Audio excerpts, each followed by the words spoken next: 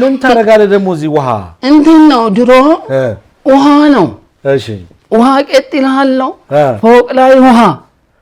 ታች ጀምሬ እስከ ላይ አሃ ውሃ ትሰራለህ ውሃ የቧንቧ ሰራተኛ ነበርክ እንዴ እውነትን ነው ምን ያህል ዓመት ሰራህ እኔ ቧንቧ እንግዲህ ሲንቆጥረው ወደ 7 ዓመት ቧንቧ ሰራው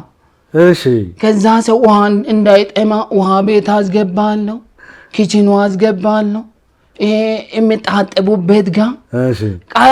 የሚሞቅም የሚቀዘቅዝም እንደዚህ የሚቀዘቅዘው ጎበዝ ቧንቧ ሰራተኛ ነበርካ እንደዚህ አይነት ፎቆች በቃ ይሄ አሁን እንትን ነው ላው ላይ የሚቀመጥ ሮቶ እሺ ከዛ በቃ ጥምም አርጌ ቤት ውስጥ እንትን አርጌ በቃ